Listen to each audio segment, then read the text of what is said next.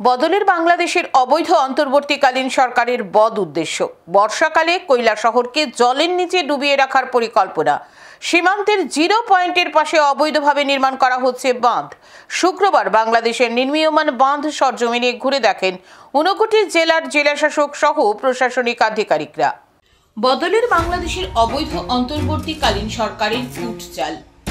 উদ্দেশ্য প্রণোদিতভাবে বর্ষাকালে কৈলাসহরকে জলের নিচে ডুবিয়ে রাখার পরিকল্পনা। কৈলাসহরের রাঙ্গাউটি গ্রাম পঞ্চায়েতের দেবীপুর এলাকায় ভারত বাংলাদেশের সীমান্তের কাঁটাতারের পাশে এমনকি জিরো পয়েন্টের একেবারে পাশে সম্পূর্ণ অনৈতিকভাবে নির্মাণ করা হচ্ছে উঁচু বাঁধ। ইতিমধ্যে ফেলা হয়েছে মাটি। সম্প্রতি বিধানসভায় বিষয়টি মুখ্যমন্ত্রীর গোচরে নিয়ে যান বিধায়ক বি.টি. সিনহা। তারপরে মুখ্যমন্ত্রীর নির্দেশে শুক্রবার বিকেলে 59 জেলার জেলাশাসক দিলীপ কুমার চাকমা, অতিরিক্ত জেলাশাসক অর্ঘ সাহা, গৌরনগর পঞ্চায়েত সমিতির ভাইস চেয়ারম্যান মোহাম্মদ বদরুজ্জামান, ভারপ্রাপ্ত মহকুমা শাসক মতি রঞ্জন দেববর্মা সহ প্রশাসনিক আধিকারিকরা রাঙ্গাউটি গ্রাম পঞ্চায়েতের দেবীপুর এলাকায় ভারত বাংলাদেশ সীমান্ত এলাকা পরিদর্শনে যান। প্রশাসনিক আধিকারিকরা ভারত বাংলাদেশ আন্তর্জাতিক সীমান্তের 1849 নম্বর পিলারের গেটের অভ্যন্তরে জিরো পয়েন্টে গিয়ে বাংলাদেশের নির্মীয়মান বাঁধ সরজমিনে ঘুরে দেখেন। বাংলাদেশের নির্মীয়মান বাঁধ দেখে সকলে এক প্রকার অবাক হয়ে যান।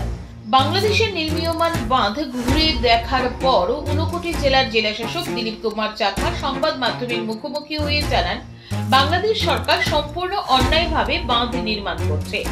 বাংলাদেশ সরকার জিরো পয়েন্টের একেবারে পাশে বাঁধ নির্মাণ করছে। এটা কোনো অবস্থাতেই বাংলাদেশ সরকার করতে পারে না। তাছাড়া যেভাবে উঁচু ও চওড়া করে বাঁধ নির্মাণ করা হচ্ছে, এটা তারা এইভাবে করতে পারে না। মূলত বাংলাদেশ সরকার ও ভারত সরকারের মধ্যে আলোচনা করে এই ধরনের বাঁধ নির্মাণ করা হয়। কিন্তু এই বাঁধ নির্মাণের পূর্বে ভারত সরকারের সাথে কোনো রকম আলোচনা করেনি বাংলাদেশ সরকার। ওখানে কত কিলোমিটার করেছে এটা আমার কাছে আইডিয়া নেই। যতটুকু দেখা গেছে এখান থেকে অলমোস্ট 1 কিলোমিটার ভিজিবল। আমরা এটার ফটো নিয়েছি এবং এখনও এটার কাজ চলছে। আমাদের কাছে রিপোর্টিং এটাও হয়েছে যে ওখানে তারা নাকি পাক্কা এমব্যাঙ্কমেন্ট মানে পিচ ঢালাই করার জন্য প্রস্তুতি নিচ্ছে। এরকম যদি হয় তাহলে পরে ওটা হয়ে যাবে মজবুত, আমাদেরটা অনেকটা দুর্বল হয়ে পড়বে। তো তার জন্য আমাদের ইন্ডিয়া থেকেও নেসেসারি স্টেপ নেওয়া দরকার, এটা আমি মনে করি। জানা যায় বাংলাদেশ সরকার পরিকল্পনা নিয়েছে প্রায় 10 কিলোমিটার লম্বা বাঁধ নির্মাণ করবে। ইতিমধ্যে প্রায় 3 কিলোমিটার বাঁধ নির্মাণ করা হয়ে গেছে। বাকি অংশে বাঁধ নির্মাণের কাজ চলছে। বাংলাদেশ সরকার কিছু কিছু জায়গায় নির্মীয়মান বাঁধের উপর পিচ রাস্তাও করে ফেলেছে।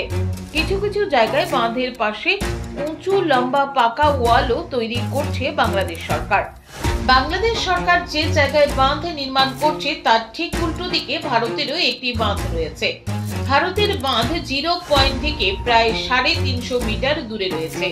তবে এই বাঁধ অনেকটাই দুর্বল হয়ে গেছে।